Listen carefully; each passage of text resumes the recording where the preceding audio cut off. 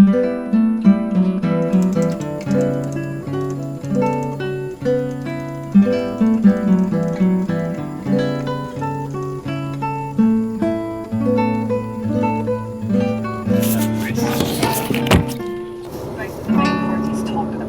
out policies to support executive land review and support of land policy and in support of that policy.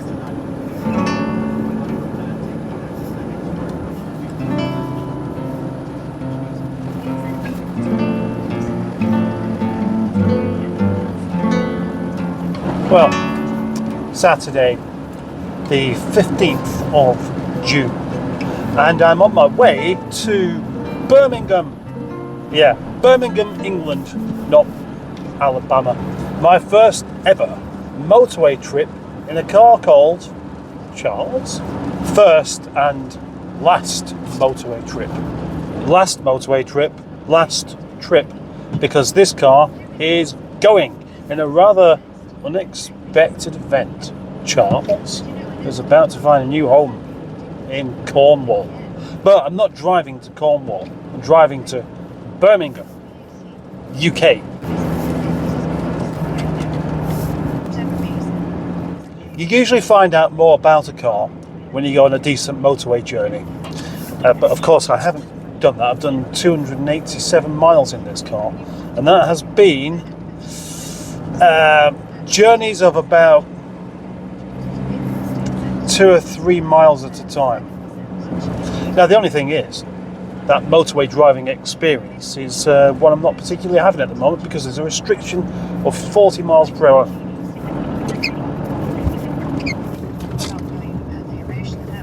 Nissan Qashqai, not very interesting.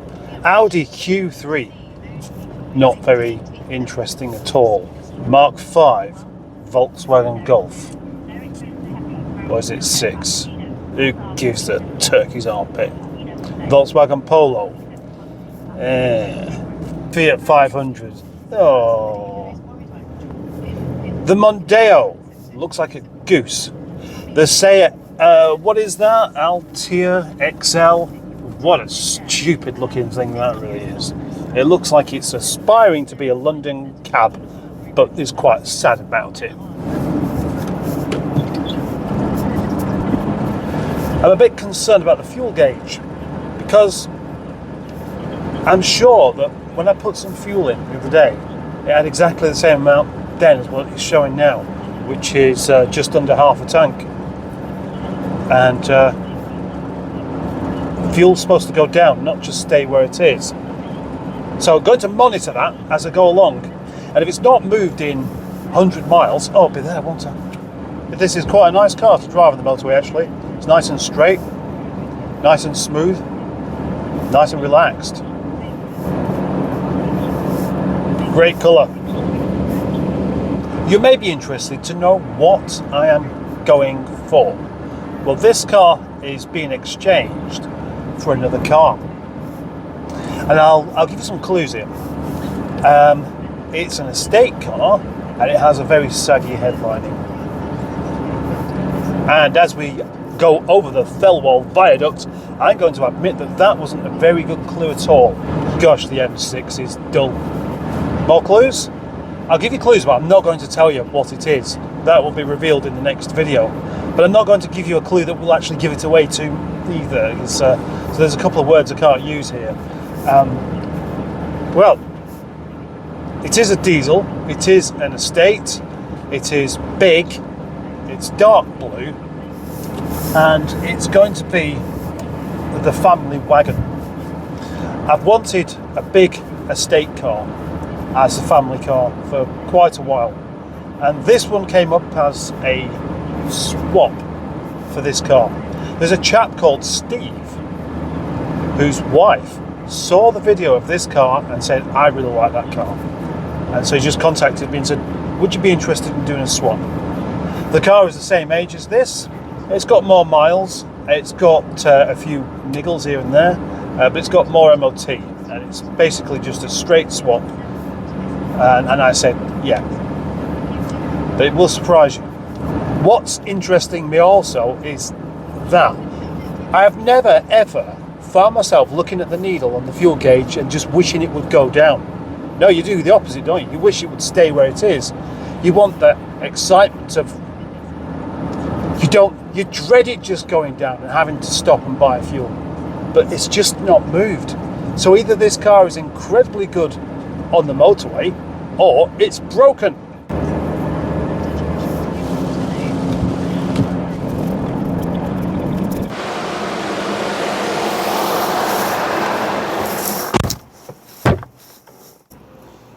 Just not convinced that fuel gauge is doing what it's supposed to do. So I've stopped and put a tenner's worth in at £1.80 a litre.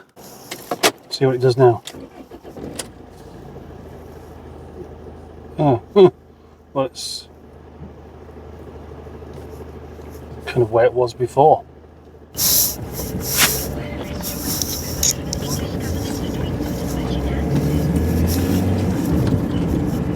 Well, that's safe enough.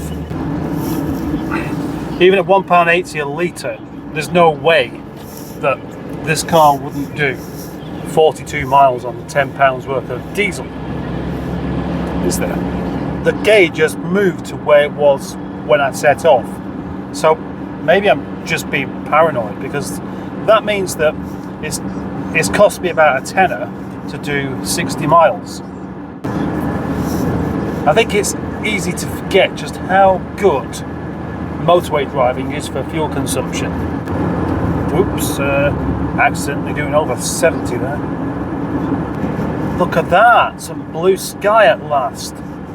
Nothing makes me happy like a blue sky, shall I tell you why? Ooh, ooh, ooh. Nothing makes me happy like a blue sky, because it means it's not wet.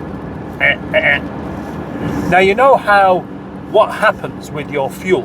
If you fill your tank up, it seems to take ages and ages, and it goes down really slowly. Then you get to the last quarter and it goes glug. Well, actually the Rover 75 has a saddle tank, doesn't it? So that means that the top half of the tank is bigger than the bottom half of the tank. And no doubt the actual gauge thing is linear, but the tank is biniar. Because that missing bit of the tank that does that is to accommodate the drive train thingy, you know, the prop shaft that doesn't even exist. And it's true. How many Rover 75s are rear-wheel drive? Very, very few of them. Very, very few indeed. And I've never really thought about what a stupid idea that really was. Them designing this chassis to accommodate a rear-wheel drive just in case they decide to make one. And then one day they did do, rather than spending their money on something useful, they put a bloody V8 in it instead. And in the meantime, anyone that's got a Rover 75 can't rely on their fuel tank gauge.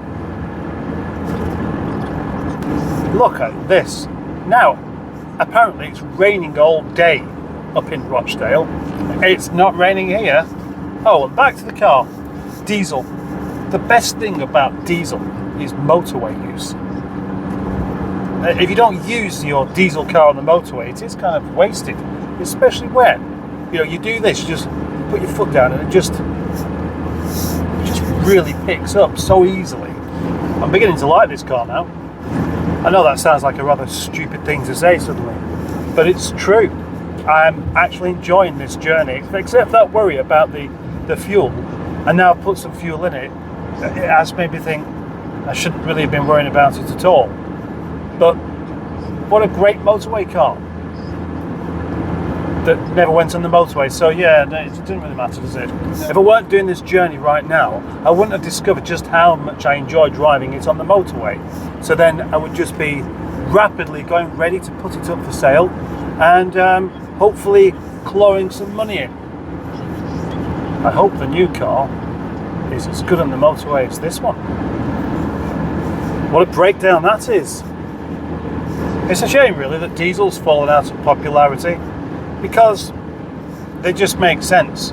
Normally on a motorway journey I would try and stick at about 60, because that's where you get the best fuel economy. I think in a diesel it doesn't really make any difference. As long as you're going at a steady speed, 60 or 70 or probably even knocking on for 80 would give you almost the same return. So there's no point in doing 60 when 70 will get you there quicker for the same amount of fuel. I'm going to give you another clue about the car I'm swapping for. I have never had one. I mean, I've never had one of these. Not just the actual model, but one of these types of cars. And that's only a clue if you know every single car I've ever had. And you probably don't, so that's useless. Sorry. Move house. The journey continued along the long and not so windy road to my destination, which wasn't even that far away. What a lovely, pleasant day this turned out to be. One I shall be happy with for a long time. Thank you for watching, and thank you for not unliking this video. Oh yeah, I almost forgot. Channel memberships from 99 pence a go. You know you want to. Yeah.